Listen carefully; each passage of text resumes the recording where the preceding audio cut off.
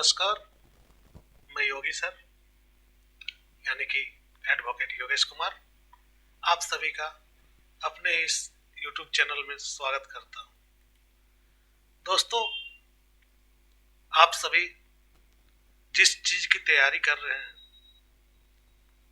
उसके संबंध में आपको जानकारी है और आशा करता हूं कि आप सभी को कभी न कभी जब आप इस पद पर जाएंगे तो आपके सामने ये टॉपिक जो है वो सामने जरूर आएगी। इस टॉपिक का आपको जानना आज जितना जरूरी है उतना ही जरूरी आपके ड्यूटी के दौरान भी होंगे। कभी न कभी किसी न किसी रूप में आपको इससे सामना करना ही पड़ेगा, क्योंकि आप वो पद पे जा रहे हैं जिस पद पर जन कल्याण सर्वोपरि होता है।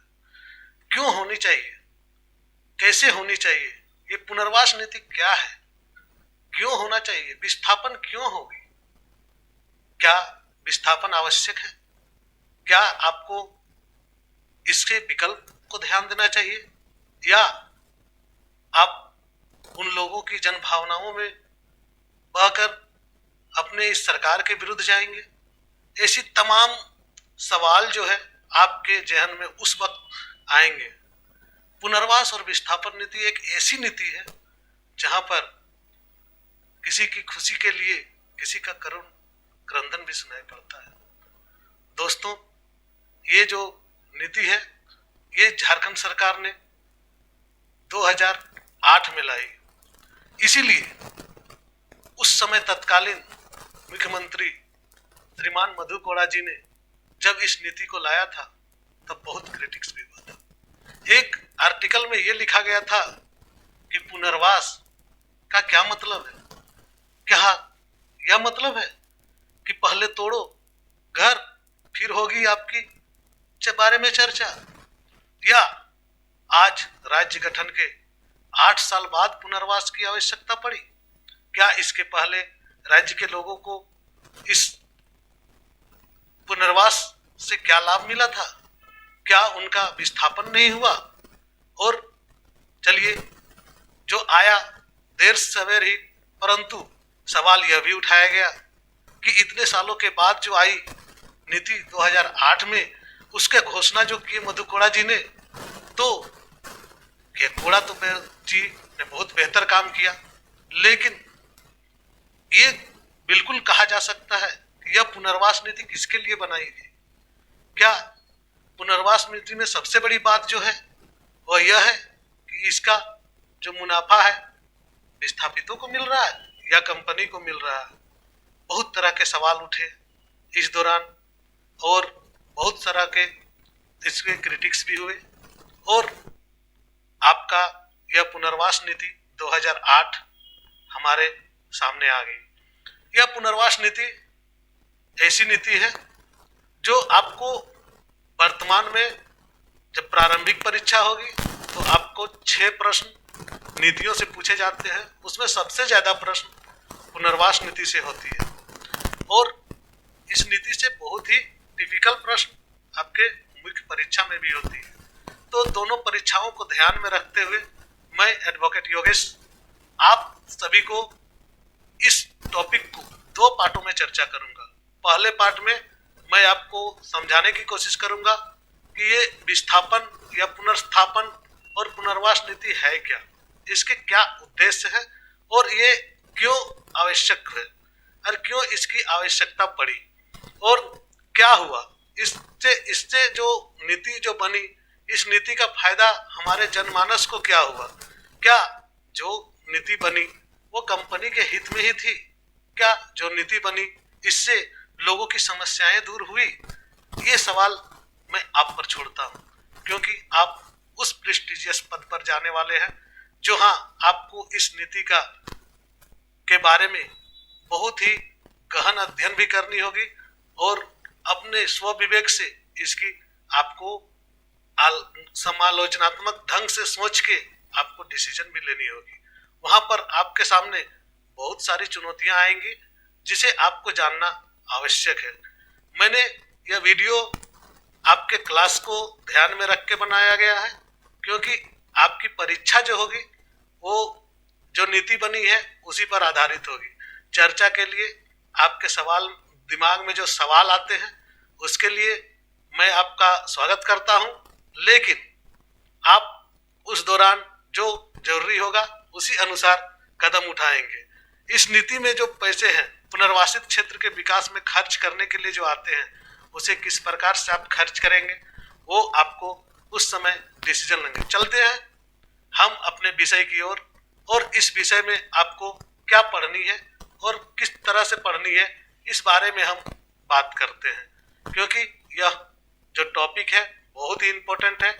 6 प्रश्न यहाँ से पूछे जाते हैं और 6 प्रश्न यानी कि 12 नंबर, बहुत बड़ा गैपिंग होता है। इसलिए पूरा वीडियो को आराम से देखें और समझें कि क्या ये नीति जो है पुनर्वास नीति है क्या, इसमें क्या क्या प्रावधान है, कितने अध्याय हैं इसके, और इन अध्यायों में आपको क्या मिल रहा है, क्या इम्पोर्टेंट है, इसे आप चर्चा करेंगे, अपने दोस्तों से चर्चा करेंगे, वीडियो को शेयर करेंगे और वीडियो के बाद अपने दोस्तों को पूछेंगे कि क्या ये जो पुनर्वास नीति था आपने पढ़ा और इसमें आपको कहीं कोई खामी नजर आई, क्या इसमें आपने जो पढ़ा वह उसमें और कुछ ऐड होना चाहिए, और दोस्तों से आपस में चर्चा करेंगे। इससे क्या होगा कि आपकी जो तैयारी है वो और बेहतर होगी। इसलिए वीडियोज को ज़्यादा से ज़्यादा शेयर करें, और जिन्होंने भी अभी तक अपना क्लासरूम चैनल को लाइक या सब्सक्राइब नहीं किया है वे कर ले, क्योंकि यह चैनल मुफ्त है और आप लोगों को ध्यान में रख के बनाई जा रही है। जो आने वाली झारखंड लोक सेवा आयोग और झारखंड कर्मचारी चयन आयोग में पूछे जाएंगे, उसी आधार पर प्रश्नों का संकलन है। नियमित टेस्ट होते रहे हैं, और जैसा कि हमने कल एक सर्वे किया था अपने स्टूडेंट्स के बीच में, उन्होंने सभी ने बताया कि पहले टॉपिक पर, अधिकतर जो स्टूडेंट थे वे पहले बोल रहे थे कि टॉपिक पर चर्चा हो, उसके बाद उस टॉपिक से रिलेटेड प्रश्न पूछे जाए। तो आप लोगों के लिए मैंने वही शुरू किया हूँ। आज से आप लोगों को नए नए टॉपिक मिलेंगे और उन पर आप लोग फिर से प्रश्नों के उत्तर देंगे। तो आज ये पुनर्स्थापन एवं पुनर्वास नीति पार्ट 1 में आप लोगों का स्वागत है। चलते हैं विषय की ओर। क्या था पुनर्वास और नीति 2008? इसे श्रीमान मुख्यमंत्री माननीय मधु कोड़ा जी के द्वारा झारखंड सरकार के गजट में 20 जुलाई 2008 को प्रकाशित किया गया। ये बहुत ही इम्पोर्टेंट है। 20 जुलाई 2008 का डेट आप याद रखेंगे। पुनर्स्थापन एवं पुनर्वास नीति का प्रकाशन उसी दिन आपका जो झारखंड सरकार के गजट होते हैं उसमें प्रकाशित किया गया। इसमें कुल 9 अध्याय हैं। ध्यान रखेंगे कि कुल 9 अध्याय हैं। आपको 9 अध्याय को पढ़ना है और 9 अध्याय से आपको ऑब्जेक्टिव जो आएंगे उन्हें आपको ध्यान रखना है। तो चलते हैं हम पहले अध्याय की ओर। पहला अध्याय में प्रस्तावना है। जैसे कि हमारे संविधान के में प्रस्तावना है, उसी प्रकार से इस अध्याय में आपके लिए प्रस्तावना दिया गया है। तो प्रस्तावना में है क्या? इसमें मुख्य रूप से पुरानी जो घटनाओं हुई थी, जैसे कि खनन उद्योग में, चाहे विस्थापन जो हुआ आपका बीएसएल की स्थापना में, चाहे एचईसी की स्थापना में, इससे का पुनरावलोकन करने के बाद यह महसूस हुआ कि झारखंड के लोगों में मुख्य रूप से जो आदिवासी समाज है उन्होंने विद्रोह किए। क्यों विद्रोह किए? क्योंकि उन्हें विस्थापित होना पड़ा, अपने जमीन को छोड़ना पड़ा, अपने घर को छोड़ना पड़ा, अपने संस्कृति को छोड़ना पड़ा और फिर कहीं और जगह में उन्हें निवास करना पड़ा। इससे क्या हुआ कि उन लोगों में आक्रोश भरा हुआ था। इसी को ध्यान में रखते हुए जब 15 नवंबर 2000 को अलग राज्य बनी, तब से लेके ये विस्थापन और पुनर्वास नीति की बातें होने लगी। क्योंकि हमारा झारखंड अपने प्राकृतिक संपदाओं से भरपूर है, परिपूर्ण है। इसे रत्न गर्भा भी कहा जाता है। आप सभी जानते हैं कि इसके पहले यहाँ पर जो आया था भूमि अधिग्रहण अधिनियम 1894 1894 में, उसी को कोल बेरिंग एक्ट भी कहते हैं, जो आया था 1957 को। दोनों को एक साथ मिला के एक तरह से भूमि अर्जित की जा रही थी। भूमि अधिग्रहण में काफी संख्या में लोग विस्थापित हो रहे थे और वन भूमि, जल संसाधन और साथ ही साथ उनके सामुदायिक पहचान एवं उनके जीविकोपार्जन को समाप्त कर दिया जा रहा था। आप दोस्तों जाने कि उसके पश्चात क्या हुआ। औद्योगिकरण एवं उद्योग इत्यादि के लिए भूमि जब अधिग्रहण के परिप्रेक्ष्य में ये सोचा गया कि क्या करना चाहिए, तो ऐसे में आवश्यक हुआ कि अब ये ऐसे नहीं चलेगा।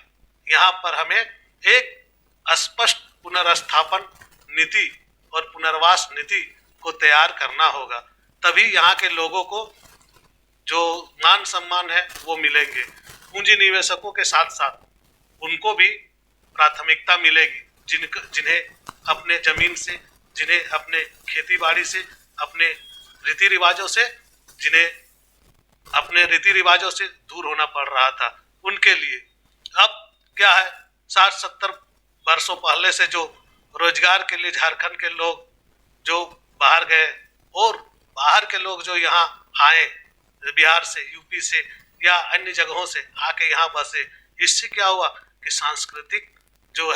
सांस्कृतिक संक्रमण हुआ और हमारे जो आदिवासी संस्कृति थे उसमें बहुत सारे कलुषित भावनाएं भी आ गई। आप सभी को ये चीज पता होनी चाहिए कि झारखंड राज्य की जनसंख्या में आदिवासियों की जनसंख्या वर्ष 1931 में 50% थी, जो घटकर 2011 में 26.3% रह गई। झारखंड राज्य में ये आदिवासियों की दुर्गति ही कही जा सकती है। जो राज्य आदिवासियों की संस्कृति के लिए जानी जाती हो, उस राज्य में उनकी जनसंख्या कम हो रही है। राज्य के आदिवासी के जनसंख्या के घटने का मुख्य कारण क्या था, तो यहाँ जो संक्रमण हुआ उसके कारण से आदिवासी लोगों को अपने मूल अधिकार नहीं मिलने लगे। इसी कारण से लोकसभा में भी इनकी सीटों की संख्या को घटा दी गई और आरक्षित सीटों को 7 से घटाकर 5 कर दी गई थी 1971 में। पहले इस टाइप का जो हुआ उसके कारण से लोग और भी दुखी थे। पुनर्वास और पुनर्स्थापन संबंधी मुद्दों में बाह्य रूप से आरोपित आवश्यकताओं प्रभावित व्यक्तियों की सक्रिय भागीदारी के साथ तैयार की गई विकासात्मक प्रक्रिया है।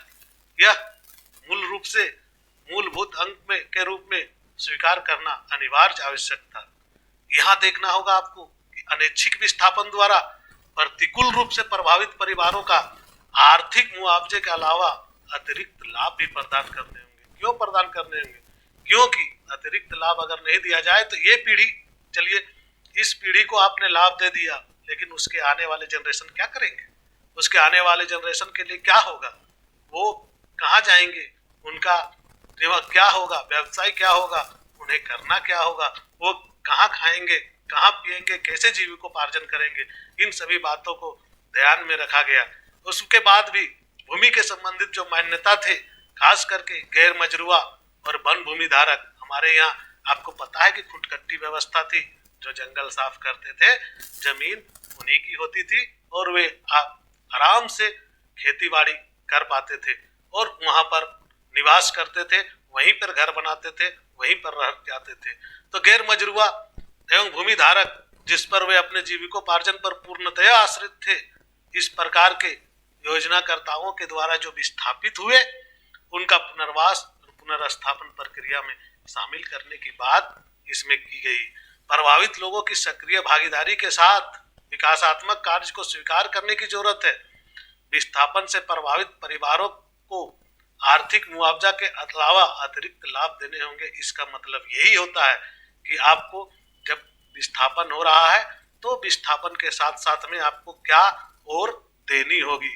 आपको झारखंड पुनर्स्थापन एवं पुनर्वास नीति की इसी कारण से आवश्यकता पड़ी, नहीं तो यहाँ के जो लोग थे उन्हें बेवकूफ बनाकर उनके जमीन को कोई और यहाँ धारण कर लेता था। और चूंकि यहाँ के लोग कम पढ़े लिखे आदिवासी समुदाय के थे, तो इन्हें बेवकूफ बनाकर वे जमीन अपने नाम पर करके यहाँ उसका फायदा भी उठाया जा रहा था। चलिए, इसका जो अध्याय 2 है उसका उद्देश्य क्या था। इसमें उद्देश्य में जो आपकी बातें हुई है उन बातों को हम इस 4-5 पॉइंट में आपको समझाने का कोशिश किए हैं, लेकिन ये 5 पॉइंट बहुत ही अच्छे और आपके समझ में भी जल्द आ जाएंगे। क्या होना चाहिए, इसका उद्देश्य क्या होना चाहिए। पुनर्वास नीति 2008 जो आया उसमें किस प्रकार का कहा गया कि कम से कम विस्थापन हो, न्यूनतम विस्थापन हो, जहां तक संभव हो कम जमीन का अधिग्रहण में अगर कार्य हो जाता है तो कम जमीन का अधिग्रहण किया जाए और वहां पर जो लोग हैं उनको विस्थापित होना ना पड़े। विस्थापन के विकल्पों को ध्यान में रखना होगा कि इसका अगर कोई अन्य विकल्प है तो आप उसकी तरफ मूव कर जाए। प्रभावित व्यक्तियों की सक्रिय भागीदारी के पर्याप्त पुनर्वास पैकेज सुनिश्चित किया जाए। पुनर्वास पैकेज सुनिश्चित किया जाए कब? घर तोड़ने के बाद नहीं, घर तोड़ने के पहले, उनके निवास स्थान को समाप्त करने के पहले, यानी कि जल्द से जल्द और तेजी से क्रियान्वित होना जरूरी है। समाज के कमजोर वर्गों पर विशेष ध्यान देना चाहिए। समाज के जो अमीर वर्ग है वे तो कहीं भी निवास कर लेंगे, वे कहीं भी घर बना लेंगे, लेकिन कमजोर वर्ग खास करके जो अनुसूचित जाति अनुसूचित जनजाति के सदस्य लोग हैं, SC/ST के जो सदस्य लोग हैं, उनके अधिकारों का सुरक्षा एवं उपचार के संबंध में ध्यान पूर्वक और संवेदनशीलता से के साथ कार्रवाई किए जाने की आवश्यकता है। ऐसा हमारा तीसरा नंबर का पॉइंट कहता है। प्रभावितों को बेहतर जीवन मुहैया कराना। बेहतर जीवन क्या होता है? शिक्षा, स्वास्थ्य और जीविकोपार्जन के संसाधन उन्हें जुटा के देना होगा आपको, तब आप वहां पर से आप उन्हें विस्थापित कर सकते हैं। प्रभावित परिवारों के बेहतर जीवन उपलब्ध कराने के लिए आपको मतलब जो विस्थापित है सरकार और जो विस्थापन के बाद जो कंपनी वहां पर आएगी उन्हें मिलकर एक साझा कार्यक्रम बनाना होना चाहिए। संयुक्त कार्यक्रम से क्या होगा कि विस्थापन का जो दर्द है वो कम होगा और वे लोग आराम से अपने दूसरे जगह में मूव कर पाएंगे और रह पाएंगे। पुनर्वास कार्यों में विकास योजनाओं तथा क्रियान्वयन प्रक्रिया एकीकृत हो, सिंक्रोनाइज होनी चाहिए। ऐसा नहीं कि एक को भेज दिए धनबाद में, दूसरे को भेज दिए रांची में, एक परिवार यहाँ छूट गया, दूसरा परिवार कहीं और हो गया। ऐसा नहीं होना चाहिए, सिंक्रोनाइज होना चाहिए। जहां से उठाए, एक गांव को अगर उठाए तो दूसरा गांव बसाना होगा, उस जगह पर उसकी संस्कृति के आधार पर मंदिर, मस्जिद, गुरुद्वारा का निर्माण करना होगा। प्रभावित परिवारों के किसी भी प्रकार का कोई कष्ट ना होना चाहिए, उन्हें शिक्षा का समुचित व्यवस्था होना चाहिए। लेकिन लास्ट जो पॉइंट है उसके बारे में आप ध्यान देंगे तो आपको समझ में आएगा। प्रभावित और नियोजनकर्ता के बीच आपसी सहयोग के जरिए मधुर संबंध स्थापित करना होगा। यहाँ क्या बोल रहा था?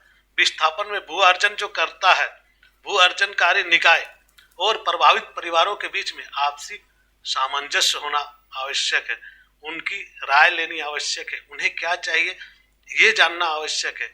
उनके बारे में आपको सौहार्दपूर्ण वातावरण में उनसे बात करने के बाद आप उनसे विस्थापन के बारे में चर्चा करें और फिर विस्थापित के जो विकल्प है उन्हें समझाएं। तत्पश्चात आप विस्थापन करें और उनके पुनर्वास को ध्यान में रखें। चलिए, आपका जो अध्याय 3 में है बहुत सारी परिभाषाएं दी गई है, उसमें से कुछ खास परिभाषाएं आप लोगों को किताब में तो बहुत सारी मिलेंगी, लेकिन जो परिभाषाएं मुख्य रूप से पूछे जाते हैं उनके बारे में मैं चर्चा करता हूं। तो पहला है विस्थापन क्या होता है। विस्थापन होता क्या है? इस विस्थापन का मतलब क्या है, इसके बारे में वासभूमि अथवा आवास को खो देना, माने अपने घर को, अपने जमीन को से बेदखल हो जाना।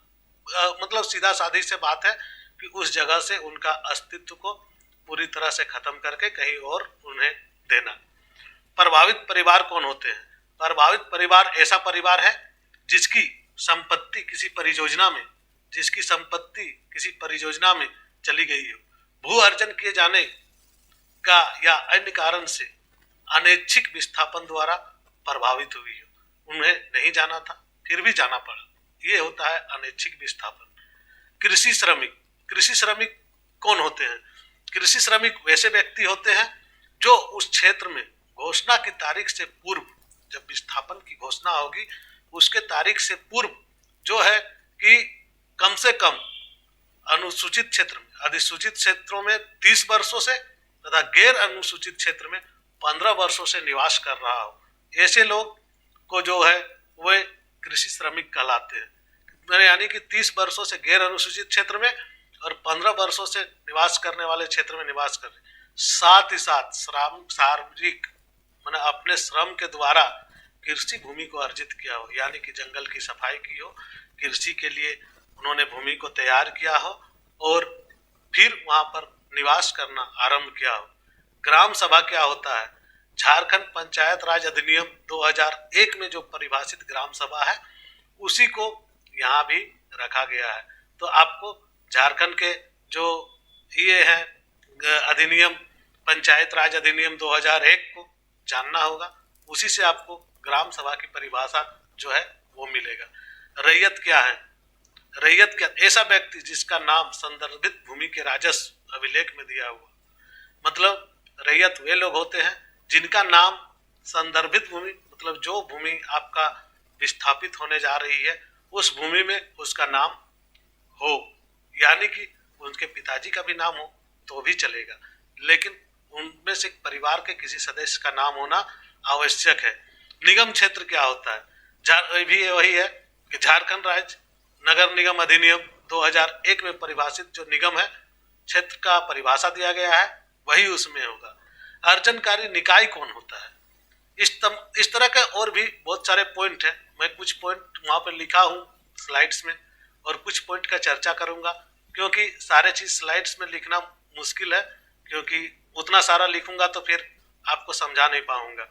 भू अर्जन निकाय क्या होती है? ऐसी कंपनी या ऐसी निगमित निकाय, एक संस्था अथवा कोई अन्य संगठन जिसके लिए सरकार भूमि का अर्जन करती है वो भू अर्जन निकाय कहलाता है, भू अर्जनकारी निकाय कहलाता है। पुनर्स्थापन क्षेत्र क्या होता है? पुनर्स्थापन क्षेत्र ऐसा क्षेत्र है जिसे राज्य सरकार इस नीति के तहत पुनर्स्थापन घोषित किया जाए। पुनर्स्थापन क्षेत्र वैसा क्षेत्र है जो राज्य सरकार घोषित करेगी। चलिए इसमें कुछ और भी है, जैसे परिवार किसे कहते हैं, परिवार की परिभाषा दी गई है जो आप सभी जानते हैं। जोत क्षेत्र वैसे क्षेत्र होते हैं जो काश्तकारी के रूप में, काश्तकारी अधिनियम में जो जोत क्षेत्र का परिभाषा दिया गया है वही परिभाषा यहाँ भी कार्य करते हैं। अधिभोगी क्या होता है? CNT एक्ट में आप अधिभोगी पढ़ेंगे, वहां से आपको उसकी परिभाषा जानेंगे, क्योंकि ये जो है अधिभोगी भूमि 13 दिसंबर 2005 से पहले की वन भूमि को इसमें शामिल किया गया है, जिसमें वे कब्जा रखते थे, उसे अधिभोगी भूमि कहा जाता था। आपको ये बता दूं कि आपने अभी जो अध्याय को 3 को देखा परिभाषाएं, इसमें कुछ छोटे छोटे परिभाषाएं हैं जो आप सामान्य अर्थों में आप डेली के जिंदगी में जीते हैं, इसलिए उन परिभाषाओं को शामिल करने की जरूरत नहीं है। आप उसमें लिख सकते हैं कि अधिभोगी कौन है, निगम क्षेत्र कौन है, परिवार क्या है, इसे आप आराम से एक बार पढ़ेंगे तो लिख लेंगे। चौथा जो अध्याय है बहुत ही इंपॉर्टेंट अध्याय है, और चौथा अध्याय है आपका सामाजिक प्रभाव। सामाजिक प्रभाव इससे क्या पड़ता है? जब किसी जगह का विस्थापन होता है तो वहां का जो सामाजिक रीति रिवाज पर क्या प्रभाव पड़ता है। इसमें एक टर्म है SIA, सामाजिक प्रभाव मूल्यांकन, ठीक है, सोशल एनालिसिस जो है वो। तो इसमें 2 मूल्यांकन चलते हैं। एक होता है आपका पर्यावरणीय प्रभाव मूल्यांकन, आप समझेंगे, पहले पर्यावरणीय प्रभाव मूल्यांकन होता है, उसके बाद आपका सामाजिक प्रभाव मूल्यांकन होता है। दोनों ही जब विस्थापन हो तो बहुत ही आवश्यक है। इसमें क्या है कि पर्यावरणीय प्रभाव मूल्यांकन में परियोजना से प्रभावित क्षेत्र में जन सुनवाई के अंतर्गत सामाजिक प्रभाव का मूल्यांकन के संबंधित मामलों को भी शामिल किया जाएगा। ऐसी जन सुनवाई का कार्य परियोजना घोषित होने के 30 दिन के अंदर पूरी हो जानी चाहिए। सामाजिक प्रभाव मूल्यांकन स्वीकृति उन सभी मामलों में अनिवार्य होगी। सामाजिक प्रभाव का जो मूल्यांकन की स्वीकृति है वो सभी मामलों में अनिवार्य होगी जिन्हें सामूहिक रूप से किसी क्षेत्र में 100 या उससे अधिक परिवारों को 100 या उससे अधिक परिवारों का विस्थापन एक साथ अनैच्छिक रूप से हो रहा, अनैच्छिक रूप से विस्थापन हो रहा 100 या 100 से अधिक परिवारों, क्योंकि उस समय क्या होता है सामाजिक रीति रिवाज एक दूसरे से जुड़े होते हैं, सभी परिवार आपस में जुड़े हुए होते हैं और सभी का उनसे लेन देन होता है, तो वे अनैच्छिक होते हैं। कोई भी अपने जमीन को छोड़ के जाना नहीं चाहता, वहां पर उनके आस्थाएं जुड़ी होती, भावनाएं जुड़ी होती, वहां पर उनके सपने जुड़े होते हैं। उन घरों में रहने वाले लोग उन घरों से निवासी के रूप में जो रहे हैं उनके साथ कई सपने होते हैं जो जुड़े होते हैं। उसके पश्चात ये भी कहा गया है संबंधित पंचों द्वारा SIA की स्वीकृति में निर्धारित की गई शर्तों का विधिवत रूप से पालन करना, उनका शर्तों का विधिवत रूप से पालन किया जाएगा। भूमि अधिग्रहण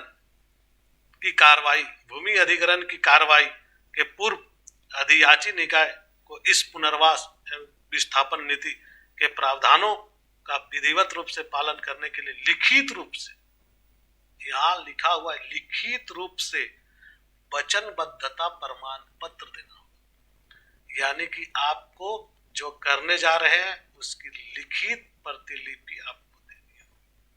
जब कोई भी नई परियोजना शुरू होती है तो किसी विद्यमान परियोजना का विस्तार करने की इच्छा की जाती है, तो जिसके अंतर्गत किसी भी क्षेत्र में सामूहिक रूप से 100 अथवा उससे अधिक परिवारों का अनैच्छिक विस्थापन शामिल होता है, तो प्रशासक पुनर्स्थापन एवं पुनर्वास में यह सुनिश्चित करेगा कि प्रभावित क्षेत्र में सामाजिक प्रभाव का मूल्यांकन किया जाए। यह बहुत ही आवश्यक है।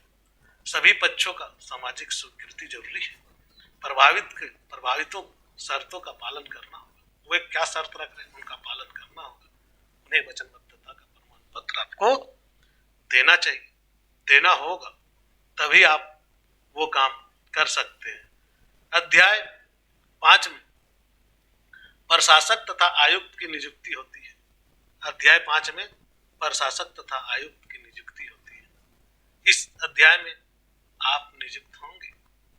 आप जब पद पर जाएंगे और आपके क्षेत्र में अगर विस्थापन होगी तो आप इसमें आएंगे, क्योंकि आप जिस पद पर जाएंगे वो यहाँ से JPSC के माध्यम से अंचलाधिकारी के पद होते हैं। चूंकि प्रशासक का नियुक्ति राज्य सरकार करती है, जो कि उपायुक्त के स्तर से न्यून स्तर का अधिकारी को पुनर्स्थापन एवं पुनर्वास का प्रशासक के रूप में नियुक्ति करेगा। न्यून लिखा हुआ, न्यून नहीं अन्यून, मतलब कुल मिला के वह DC के रैंक का जरूर होना चाहिए और उनका क्या कार्य होगा वो भी इसमें बताया गया है, उनके क्या शक्ति है वो भी बताया गया है। चलिए हम चर्चा करते हैं उस बारे में भी। राज्य सरकार इस बात से संतुष्ट हो गई कि परियोजना के लिए भूमि का अर्जन करना आवश्यक है, तो ऐसे स्तर में राज्य सरकार अधिसूचना जारी करेगी और उपायुक्त के स्तर से न्यून स्तर के किसी भी अधिकारी को पुनर्स्थापन और पुनर्वास आयुक्त के रूप में, प्रशासक के रूप में नियुक्त करेगी। जो सामूहिक रूप से 100 से कम परिवार के विस्थापन वाली परियोजनाओं के मामलों में उपायुक्त इस नीति का प्रभावित परिवारों का पुनर्स्थापन एवं पुनर्वास के लिए जिम्मेदार होंगे। यह स्पष्ट कहा गया। यह जो प्रशासक होगा राज्य सरकार के निर्णीत अधिकारी एवं कर्मचारी द्वारा की जाएगी। पुनर्वास आयुक्त पर्यवेक्षण, निर्देशन और नियंत्रण सभी आयुक्त के अधीन ही होंगे, उनके अधीन होगा। पुनर्वास एवं पुनर्वास योजना तैयार करना, उन्हें निष्पादित करना और उन्हें निगरानी करना इनकी जिम्मेदारी होगी। आपको बता दें कि राज्य सरकार के किसी सामान्य अथवा विशेष आदेशों के अधीन पुनर्स्थापन प्रशासक जो होंगे, पुनर्स्थापन प्रशासक जो होंगे वह अपने कार्य और कर्तव्य को निम्न कुछ पॉइंटों में मैं बता रहा हूं संपादित करेंगे। वह न्यूनतम विस्थापन के विकल्प को ढूंढेंगे, जैसा कि पहले बताया। वह प्रभावित या संबंधित विस्थापित ग्राम सभाओं के बीच परामर्श करेंगे, जो आयुक्त होंगे वे। वह सुनिश्चित करेंगे कि इससे अनुसूचित जाति, अनुसूचित जनजातियों या कमजोर वर्ग कितने प्रभावित हो रहे हैं। वह सुनिश्चित करेंगे कि इसके लिए क्या योजना बनाई जाए, क्या स्कीम बनाई जाए। ग्राम सभा से परामर्श करेंगे, ये उनका कार्य है। उनके पर्याप्त भूमि की व्यवस्था करनी होगी।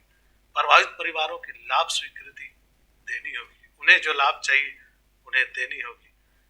पुनर्स्थापन और आयुक्त के पश्चात, पुनर्स्थापन आयुक्त के पश्चात उसके नीचे अंचलाधिकारी आते हैं।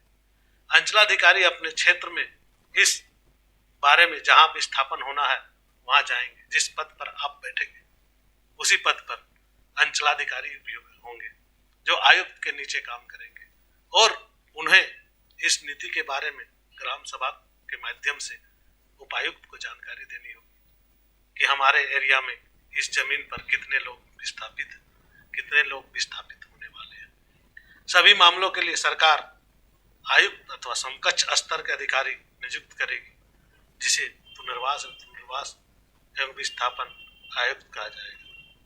इस नीति के तहत आयुक्त स्कीमों को तैयार करेगा, योजनाएं बनाएगा और योजनाओं का निष्पादन भी करेगा। आज मैंने आपको पहले पाठ में अध्याय 5 तक प्रशासक तथा आयुक्त की नियुक्ति, कार्य एवं शक्तियों तक हमने चर्चा की। क्योंकि ये चैप्टर बड़ा है, वीडियो बड़ा बनेगा तो आप लोगों को भी बोरिंग लगेगी, और डाटा भी खर्च हो रहा है ना, डाटा भी खर्च हो रही है। साथ ही साथ क्या करना है दोस्तों, अब इसमें से जो प्रश्न आप बनाना चाहते हैं वो प्रश्न आप बनाएंगे। आप सभी का मुख्य कार्य ये होगा कि इस जो टॉपिक है, इस टॉपिक से रिलेटेड जो भी प्रश्न आपके मन में, जहन में उठते हो मुख्य परीक्षा के, प्रारंभिक परीक्षा से, तो आप कमेंट बॉक्स में कमेंट भी कर सकते हैं। आपके लिए मैं कोशिश करूंगा कि मुख्य परीक्षा का जो PDF हो वो मैं आपको अपलोड कर दूं, लेकिन तब जब आपको जरूरत हो।